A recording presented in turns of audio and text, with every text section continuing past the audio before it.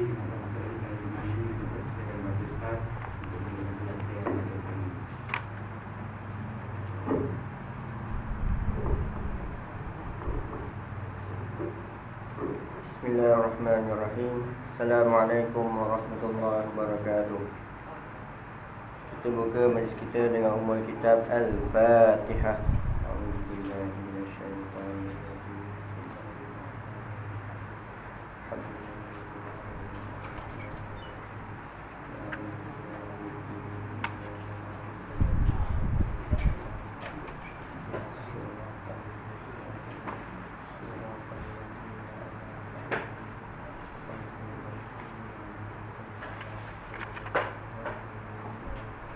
Innal hamdalillah nahmaduhu wa nasta'inuhu wa nastaghfiruh wa na'udzu billahi min shururi anfusina wa min sayyiati a'malina.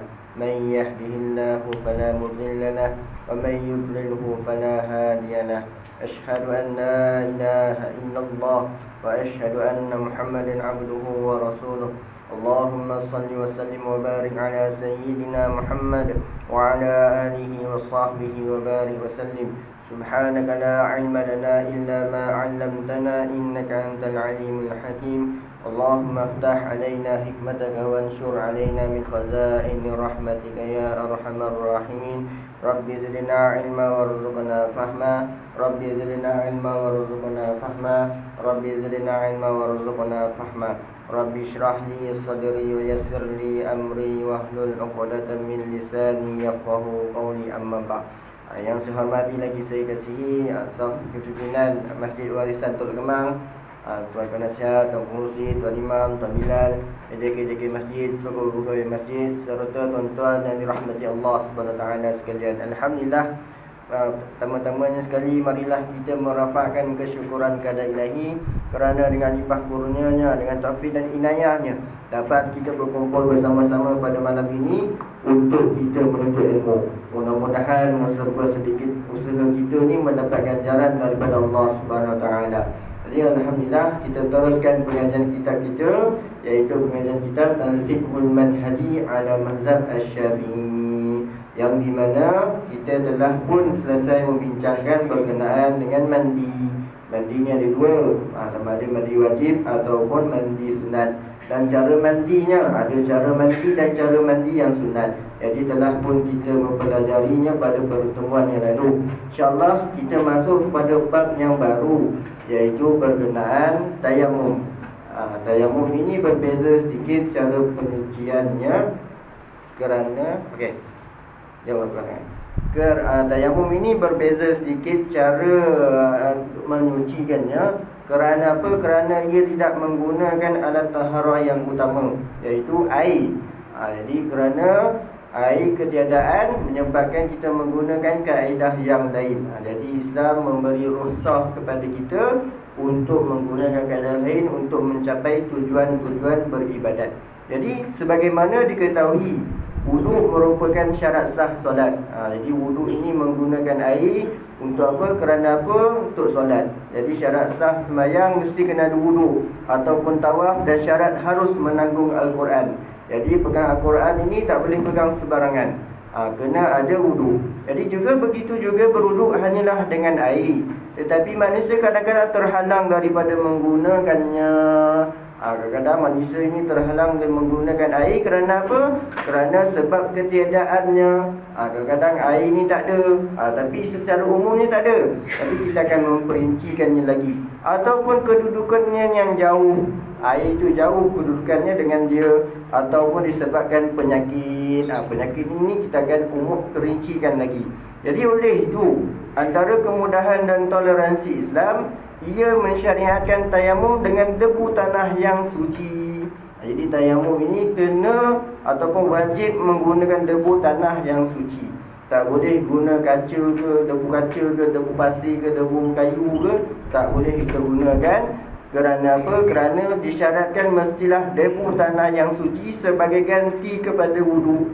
Jadi bila tak ada air, gantinya adalah kaedah tayamum. Dan mandi, bukan setakat wuduk sahaja, bahkan mandi juga Kalau tiada air, menggunakan kaedah tayamum. Jadi mandi supaya orang Islam tidak terhalang daripada mendapat keberkatan beribadat. Jadi kalau nak beribadat, kena ada sesuatu syarat sah semayangnya. Tapi kalau terhalang daripada untuk mendapatkannya, ada kaedah yang kedua, itu tayamum. Jadi kita pergi pula kepada pengertian tayamum. Tadi mukadimah saja. Tayamum dari segi bahasa bererti tujuan. Ini sebab apa orang Arab cakap tayamum ini sesuai dengan ini. Kerana apa? Kerana dari segi bahasa bermaksud tujuan. Tujuannya ialah untuk kita beribadat. Jadi bila tak ada wudu, kaedah yang kita gunakan tayamum. Kerana apa? Untuk mencapai tujuan tu. Untuk mencapai tujuan beribadat, sembahyang, tawaf dan sebagainya. Jadi itu dari segi bahasa. Bahasa ni maksudnya penggunaan kata-kata yang digunakan oleh orang Arab seharian. Jadi tayamum secara umumnya bermaksud tujuan. Orang Arab guna tayamum maksudnya tujuan. Jadi sebab apa digunakan di dalam syarak? Kerana tujuan untuk mencapai ibadat tersebut. Jadi itu dari segi bahasa. Dari segi syarak pula adalah menyapukan debu tanah yang suci ke muka dan dua tangan dengan niat dan cara yang tertentu. Ini definisi tayamum dari sudut syarak, iaitu menyapukan debu tanah yang suci ke muka dan dua tangan. Maknanya menggunakan dua anggota sahaja, iaitu pertama sekali muka dan juga kedua tangan. Dengan niat, itu dengan niat. Maknanya itu adalah permulaan untuk melakukan satu ibadah, mesti dengan niat dan cara-cara yang tertentu. Jadi sebab itu kalau kita tengok dari segi definisi ini, kita dapat lihat kalau nak berwudu, kalau kita dalam keadaan hadas kecil ataupun dalam keadaan hadas besar, kalau tak ada air, contohnya kita gunakan tayamum. Walaupun kita dalam keadaan hadas besar, mandi wajib kena mengalirkan air ke seluruh badan kan. Kalau tayamum, macam mana tayamum? Nak kena guling dekat tanah tu. Nak kena guling tak? Selalu biar rata air ke seluruh, biar rata tanah ke seluruh badan. Macam tu ke? Tidak. Jawapannya tidak. Kerana apa? Definisi tu dah mengatakan tayamum dan muka dengan tangan sahaja. Anggota lain jangan masuk campur. Jadi bila wudu, kalau wudu kita baca 6 rukun ataupun 4 anggota. Tapi tayamum ini 2 anggota sahaja. Sebab itu bila kaki kita bersimen ataupun anggota yang bukan tayamum ini kita bersimen sebagainya, yang tayamum yang menyapu debu adalah muka dan tangan, walaupun kaki yang bersimen. Kerana apa? Maksud tayamum tu menyapu muka, menyapu tangan, bukannya kaki. Itu maksudnya. Kalau tangan bersimen, contoh kaki bersimen, dah masuk, contoh kita ambil wuduk guna muka, tangan, kepala, sapu kepala, nak masuk 4 kaki tu, tayamum kat mana? Muka dengan tangan, baru basuh kaki. Jadi itu kaedah dia. Bukannya kita tayamum kaki tu, kita niat tayamum kat kaki tu kan. Jadi salah. Sebab itu kena tahu, bila tayamum definisinya adalah menyapukan debu tanah yang suci ke muka dan 2 tangan dengan niat dan cara yang tertentu. Itu dari sudut syarak. Jadi mana datangnya? Datangnya dalam dalil lah. Dalil pensyariatannya ialah berdasarkan Al-Quran dan As-Sunnah. Jadi tayamum ini terdapat dalil dalam Al-Quran dan Sunnah. Dalil dalam Al-Quran ialah firman Allah Subhanahu Wa Taala, wa in kuntum marda aw ala safarin aw jaa ahadun minkum minal ghaid aw lamastumun nisa falam tajidu ma'an fatayammamu sa'idan tayyiban famsahu biwujuhikum wa aydikum minhu. Maksudnya, dan jika kamu junub, itu berhadas besar, maka bersucilah dengan mandi wajib. Itu kaedah dia. Dan jika kamu sakit, tidak boleh kena air, ataupun dalam keadaan pelayaran, itu bermaksud musafir, ataupun salah seorang daripada kamu dari tempat buang air, atau kamu sentuh perempuan sedang kamu tidak mendapat air untuk berwudu dan mandi, maka hendaklah kamu bertayamum dengan tanah, iaitu debu yang bersih, iaitu sapulah muka kamu dan kedua belah tangan kamu dengan debu tanah tersebut. Ini surah Al-Maidah ayat 6. Jadi mana datangnya dalil tayamum? Dalilnya adalah datangnya daripada Al-Quran. Maknanya dalam Al-Quran ini menceritakan terlebih dahulu sebab-sebab yang perlu kepada untuk berwuduk dan juga mandi wajib. Contohnya datang daripada tempat buang air besar, terkena sentuh perempuan dan sebagainya. Dan juga selepas itu dia ceritakan kalau tak ada air maka bertayamumlah. Lepas dah cerita tayamum tu, sapu dengan apa? Ada sapu dengan debu tanah yang suci. Mana anggota dia? Anggotanya muka dengan kedua belah tangan. Tapi kalau tuan-tuan tengok dekat ayat Al-Quran ini, famsahu biwujuhikum wa aydikum minhu. Maknanya dia tak tetapkan tangan itu sampai mana. Dia tak tetapkan tangan itu sampai mana. Kalau kita tengok dekat dalil Al-Quran menerangkan wudu wa aydikum ilal marafiq, dan basuhlah tangan kamu sehingga ke siku. Dalil wudu ada, tetapi tayamum ini tak ada. Tak ada. Tapi kita ikut mana? Nak siku ke macam mana? Kita sampai siku mana datang kan? Datangnya adalah kerana mazhab Syafi'i mengambil kias dan menggunakan kaedah kias, iaitu menyamakan hukum yang wudu dengan tayamum tersebut. Jadi kalau wudu sampai ke siku, tayamum pun sampai ke siku, walaupun tak ada dalil yang mengatakan hingga ke siku. Sebab itu kalau tuan-tuan jangan tuan-tuan marah kalau ada orang tayamum telapak tangan saja. Jangan tuan-tuan marah kalau ada telapak tangan saja, sebab itu mazhab lain. Sebab itu dalam Al-Quran wa aydikum minhu ini dia tak tetapkan sampai mana, jadi menyebabkan khilaf ulama ataupun ulama berbeza pendapat. Tapi kita ikut mazhab Syafi'i lah. Sampai mana? Sampai siku. Kerana apa? Mengambil kias wudu sampai air ni sampai ke siku. Jadi mana datang itu mengambil hukum kias. Tapi kalau sapu telapak tangan mengikut mazhab lain. Tapi kalau jadi itu dalil daripada Al-Quran. Dalil daripada hadis pula ialah Rasulullah SAW bersabda, "Waju'ilat danal ardu kulluha masjidan waju'ilat turbatuha lana tahuran idza lam najidil ma'." Maksudnya Rasulullah SAW bersabda, dijadikan bagi kita ni, iaitu umat Nabi Muhammad SAW, seluruh bumi tempat sujud. Jadi Allah Subhanahu Wa Taala mengurniakan keistimewaan kepada umat Nabi Muhammad SAW. Tempat seluruh bumi ini adalah boleh untuk kita sembahyang. Kandang kambing ke, tempat jalan raya ke, semua boleh, asalkan tempat tu suci lah. Kena pastikan suci. Jadi kalau kita tengok umat yang terdahulu sebelum umat Nabi Muhammad SAW, tempat untuk dia sembahyang di masjid sahaja, di luar tak boleh. Tapi kalau kita tengok umat keistimewaan umat Nabi Muhammad SAW, di mana-mana tempat boleh untuk kita bersujud, boleh untuk kita sembahyang. Dan juga keistimewaan umat Nabi Muhammad SAW, tanahnya pula bahan bersuci ketika ketiadaan air. Jadi riwayat Muslim nak mengatakan bahawa debu tanah ini adalah perkara baru yang terdapat pada umat Nabi Muhammad SAW. Nak mengatakan bahawa sebelum umat Nabi Muhammad SAW, maknanya sebelum kaum Nabi terdahulu, tak ada tayamum ni. Maknanya tayamum ini adalah perkara baru. Bukan baru apa, maknanya pada zaman Nabi Muhammad SAW. Jadi istimewanya umat Nabi Muhammad SAW, dijadikan bahan bersuci itu tanah untuk kita bersuci, untuk kita beribadat. Orang dulu kena ada wudu, kena berwudu. Kalau tak ada air pun kena cari air.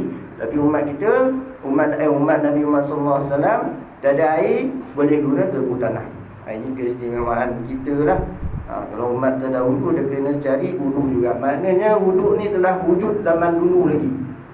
Tetapi adalah cara praktiknya. Mungkin zaman Nabi dia dah berubah sikit. Tapi kalau tayamum ini perkara baru. Perkara baru. Maknanya kalau kita tengok dalil pensyariatannya, bahawa tayamum ini memang terdapat daripada Al-Quran dan juga hadis. Jadi kita pergi pula kepada sebab tayamum. Sebab tayamum ini terdapat beberapa sebab yang mengharuskan tayamum. Jadi tayamum ni mesti sebabnya. Dia tak boleh saja-saja. Contoh dah ada air kita tayamum, tak boleh. Kena ada sebab-sebabnya barulah boleh kita tayamum. Dia tak sama macam kita istinja. Istinja kita telah belajar. Kalau cara nak cebok air berak, contohnya kan, cebok berak. Kalau kita ada air, boleh tak kita cebok guna batu? Boleh tak kita istinja guna batu? Boleh. Mesti dah lupa kan. Boleh istinja guna batu walaupun sebelah ada air. Kerana apa? Kerana kaedah dia, walau yang paling afdal ialah batu dengan air. Contoh yang kedua adalah air, yang ketiga adalah batu. Dia turutan, maknanya rosak. Maknanya kalau ada air sebelah kita, istinja boleh guna batu, tak ada masalah. Tetapi berbeza dengan tayamum. Tayamum kalau ada air baru, kalau ada air tak boleh tayamum. Kalau tak ada air baru boleh tayamum. Dia berbeza sedikit. Maknanya rosak dekat sini, bila ketiadaannya baru boleh kita guna. Tetapi kalau macam istinja, walaupun ada benda tu, kaedah tu, boleh kita guna kaedah yang lain. Jelas kan? Jadi sebab tayamum, yang pertama sekali, air benar-benar tidak ada. Ini yang pertama lah. Air benar-benar tidak ada. Sebenarnya kalau keluar kat TV, keluar kat radio, mengatakan bahawa Teluk Kemang ni tak ada air. Jadi air itu benar-benar tidak ada. Berdasarkan apa? Berdasarkan radio, berdasarkan TV dan sebagainya. Jadi contohnya seseorang pengembara yang tidak mendapati air ketika dalam perjalanannya. Begitu juga air tidak ada secara syarak. Contohnya seseorang yang mempunyai air tetapi dia memerlukannya untuk minum. Jadi ini adalah berkenaan yang pertama, air benar-benar tidak ada. Sama ada seorang itu musafir contohnya, air tak ada dalam kereta, air tak ada. Jadi kat R&R semua tak ada air. Jadi macam mana? Bolehlah tayamum. Kerana apa? Air benar-benar tidak ada.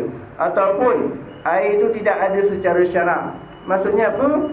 Dari segi syaraknya, walaupun air itu ada, air ni ada, tapi itu tak digunakan. Kerana apa? Kerana untuk kita minum, memerlukannya untuk minum.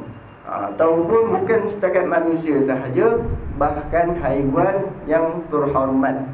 Contohnya lembu. Kita tak boleh bunuh lembu contohnya. Contohnya kita bela lembu, kita bela segandang ni, bunuh lembu ni, tiba-tiba air tak ada. Air tinggal berapa liter sahaja, ataupun 1000 liter. Contohnya air 1000 liter banyak. Tiba-tiba air tak ada. Kita nak sembahyang ni, tetapi air tu cukup-cukup untuk minum lembu. Adakah kita boleh tayamum?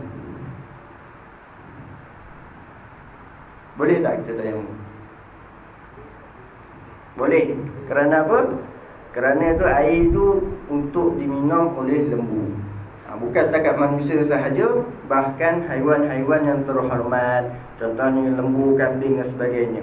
Tetapi kalau macam haiwan yang layak dibunuh, contohnya cicak, ular, tikus, itu kalau ada air, kita dahulukan berwuduk dulu, baru kita biarkan dia mengkuih. Sebab apa? Dia layak mati, haiwan tu. Tetapi kalau haiwan yang terhormat, kan, dahulu kan bagi haiwan tu minum, kemudian baru kita berwuduk. Kita tak boleh wuduk. Maknanya kita dibolehkan untuk bertayamum, biar air yang ada itu walaupun banyak, 1000 galen ataupun 1 galen kan, penuh air, bagi untuk lembu tersebut. Maknanya air tu cukup-cukup lah. Kalau ada air ni untuk lembu, kalau wuduk, lembu tahu pula. Kalau lembu ni bagi minum, kita tayamum. Tu barulah boleh untuk kita tayamum. Jelas? Jadi manusia ataupun walaupun kita risau tu sekarang, ataupun kita risau pada masa akan datang. Contohnya kita musafir, jauh ni 100 km contohnya. Setakat ni air banyak lah, 1 botol. Kita dah masuk waktu Zuhur, baru 30 km. Contoh, kita ada air banyak, tapi kita risau 70 km ni kita nak minum lagi ni. Kalau air ni untuk kita wudu, haus nanti ni, boleh tak kita tayamumkan tu? Sebab apa? Sebab kita risau akan datang. Boleh tak kita tayamum? Jawapannya boleh. Walaupun kita risau sekarang ataupun akan datang, boleh untuk kita tayamum. Kerana apa? Air tu cukup-cukup je. Air tu cukup-cukup. Maknanya air tidak ada secara syarak ini bermaksud air tu ada. Tapi dari segi syaraknya tidak ada kerana ada keperluan yang lain. Maknanya yang pertama, firman Allah Subhanahu Wa Taala, "Falam tajidu ma'an fatayammamu." Maksudnya sedang kamu tidak mendapat air untuk berwudu dan mandi, maka hendaklah kamu bertayamum. Tidak mendapat air ini bermaksud orang yang memerlukan air untuk diminum dan sebagainya, sama keadaannya seperti tidak mempunyai air untuk bersuci. Maknanya dahulu kan bagi orang minum, kalau air itu tak cukup, contohnya satu rumah tu tak ada air, sekeliling tu pun tak ada air, jadi air ada satu botol sahaja. Jadi air itu untuk kita minum, bukan untuk kita berwudu. Kerana apa? Kalau air itu tak ada, kita nak minum kita haus. Jadi dahulu kan tayamum dan air itu untuk diminum. Itu yang pertama. Sebab yang pertama, air benar-benar tidak ada.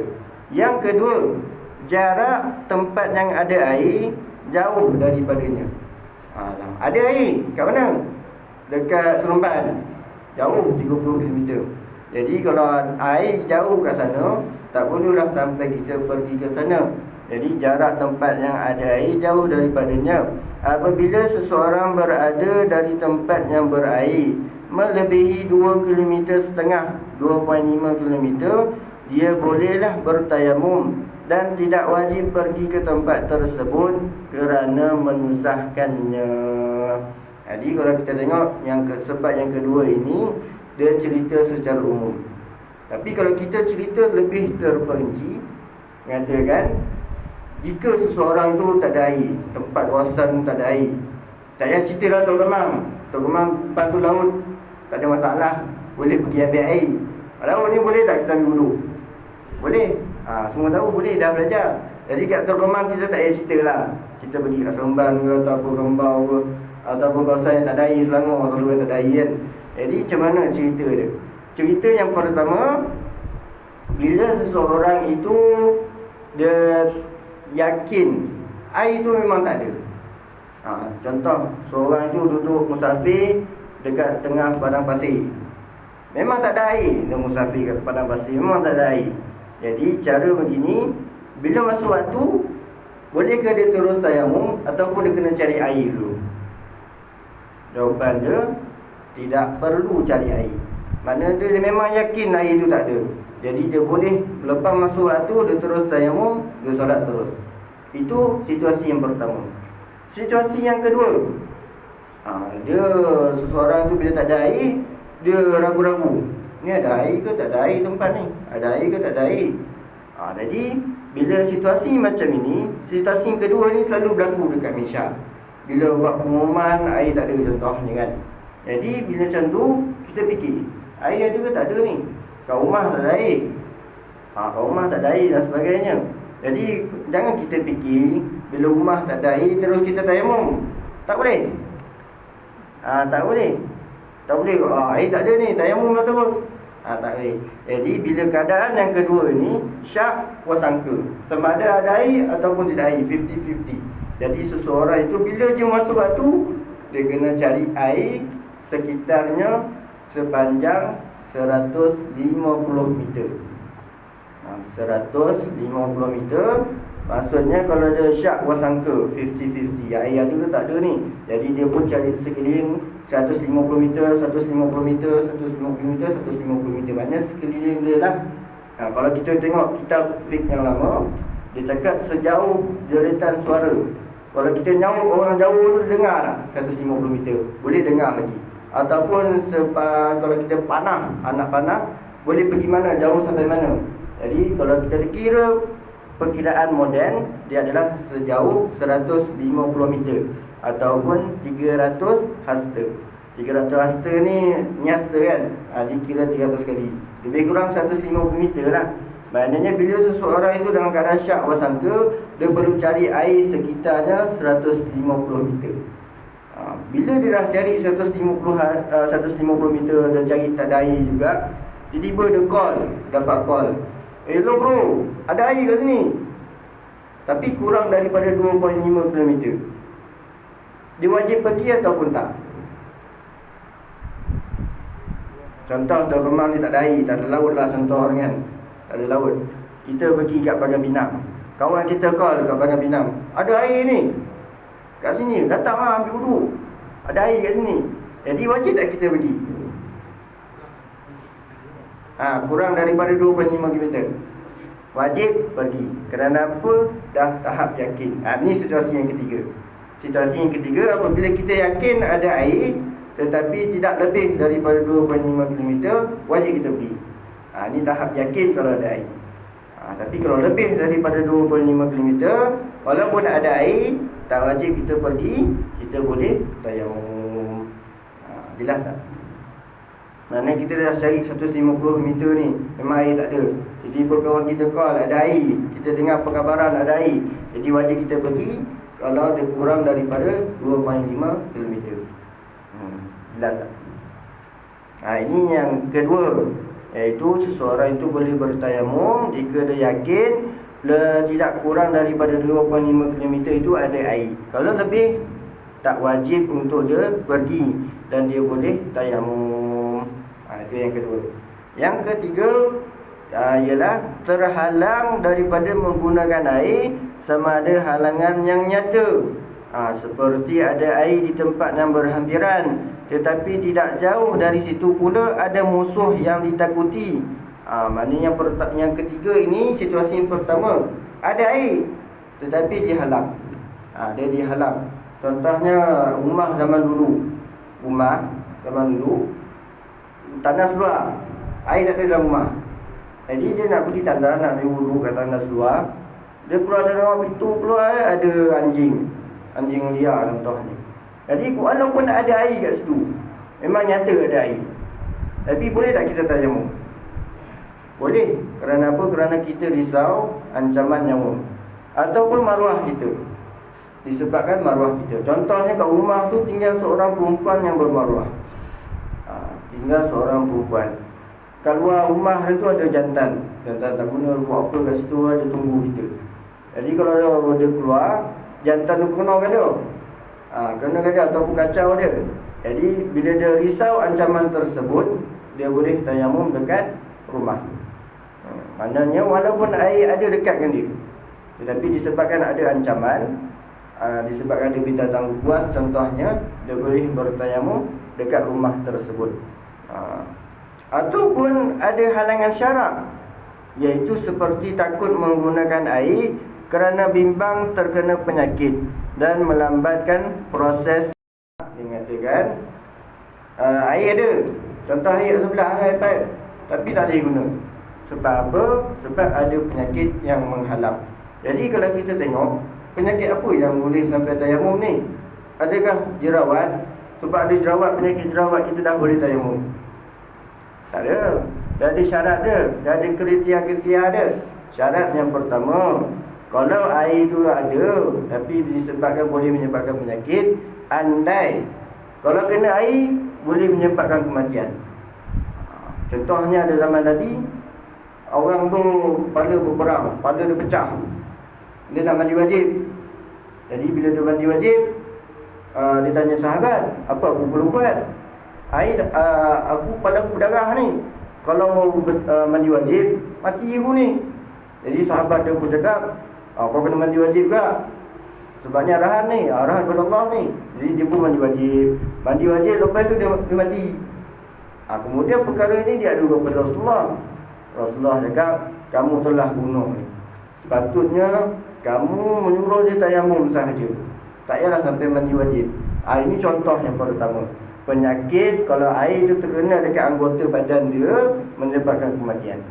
Yang kedua, penyakit bila air itu terkena dekat badannya, penyakit itu boleh menyebabkan anggota itu cacat. Anggota itu cacat. Contohnya baru lepas proses pembedahan mata. Mata kamu ni tidak boleh kena air. Kalau kena air boleh menyebabkan buta. Jadi anggota jadi cacat. Jadi sebab itu boleh kita guna tayamum walaupun ada air. Itu yang kedua. Yang ketiga, jika ada air dan kalau kena air dekat anggota badan kita, boleh melambatkan proses penyembuhan. Contoh kita luka, doktor cakap boleh kena air, boleh, tak ada masalah, boleh kena air, tapi lambat proses nak sembuh. Contoh sembuh boleh seminggu, boleh jadi sebulan. Boleh tak kita tayamum? Jawapan dia boleh, tak ada masalah. Itu yang ketiga. Yang keempat, kalau air tu kena kat badan kita, boleh menyebabkan penyakit yang baru datang. Penyakit baru datang, maknanya penyakit bertambah teruk. Jadi boleh tu kita tayamum. Yang kelima, yang last sekali, penyakit ini apabila kena dekat muka ataupun tangan kita, boleh menyebabkan parut. Sebab apa? Nak menjaga aib seseorang itu. Jadi kalau kita tengok yang kelima ini, walaupun dia macam rendah saja. Contoh parut kat muka kita, luka kat muka kita. Kalau doktor cakap, kalau kono air kat muka kau ni boleh berparut muka kau, jadi boleh tak kita tayamum? Boleh. Itu yang kelima. Tetapi yang kelima ini adalah kepada anggota yang terdedah. Contohnya muka dengan tangan. Kalau parut itu kat dada, tak payah, maknanya kena guna air juga. Tetapi kalau parut itu kat muka, kat anggota yang luar, boleh menyebabkan aib. Sebab apa? Sebab parut, boleh kita bertayamum. Tapi kalau bukan anggota luar, anggota dalam, contoh dada sebagainya, tak boleh untuk kita bertayamum. Kita kena mandi ataupun wuduk seperti biasa.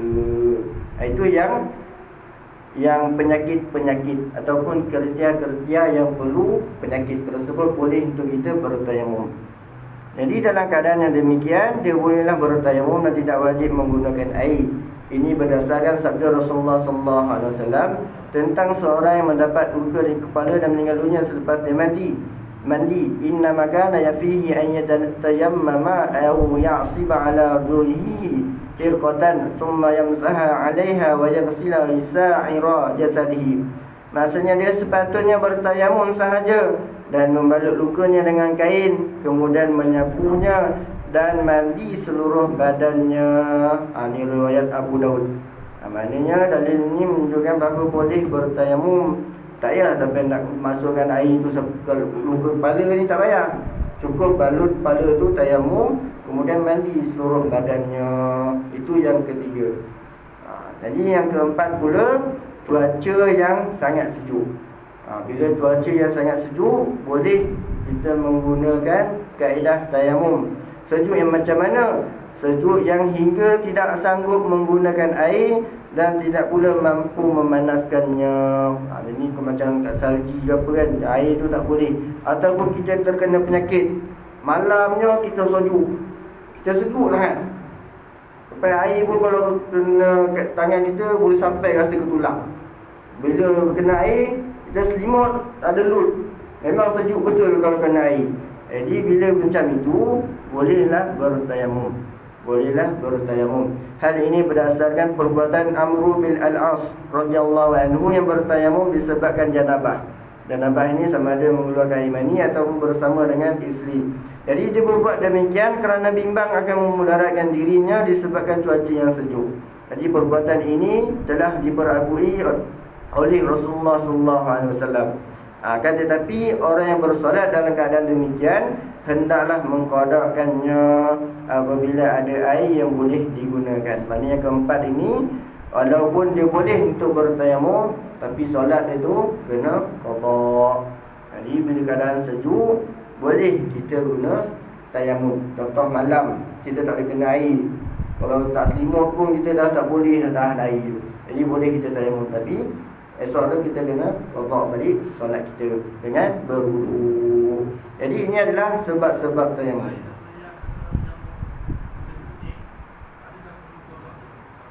Tahu. Tapi kalau air benar-benar tidak ada ni, dia perlu qada balik. Contohnya macam syak wasangka dekat Malaysia ni kan. Contohnya kita syak wasangka ada air ke tak ada air. Tiba-tiba ada air, tapi kita sembahyang, itu kena qada. Tapi kalau macam yang tak boleh kena air langsung, contohnya penyakit, kalau kita kena air, kita akan menyebabkan penyakit dekat badan kita. Jadi kat situ solat kita itu tak boleh qada. Yang qadanya ada air, benar-benar tidak ada air, tiba-tiba ada air, itu kena qada. Ataupun cuaca sejuk ni. Itu dia. Ada lagi sebenarnya. Tak ada kan? Okey, ni adalah sebab-sebab tayamum. Tapi saya pasti antara kita ni tak pernah tayamum. Betul tak? Sebab apa? Sebab tak tahu. Siapa pernah patah tangan? Siapa pernah patah kaki? Pernah? Tayamum tak duduk? Tayamum? Okey lah. Yang ada orang tak tahu dulu, dia sapu atas tu, dia tak tayamum. Itu satu kesilapan. Kalau ikut mazhab Syafi'i, tak sah sembahyang tersebut. Tasmiyan benar. Kalau kat tangan, kalau kat kaki jangan tayamum kat kaki pula. Macam tu keadaan. Jelas kan? Maknanya kat Malaysia ni tak ada isu ketiadaan air, cumanya isunya bila terkena penyakit. Itu je lah isu dia. Tapi itu kena ambil tahu lah. Kita pun telah bincang kan macam mana tayamum. Bila tangan kita patah, kaki kita patah, telah kita bincang kan, tak ada masalah. Jadi cukup sekadar ini saja. Kalau tak ada sebarang pertanyaan, kita tutup majlis kita dengan tasbih kafarah surah As.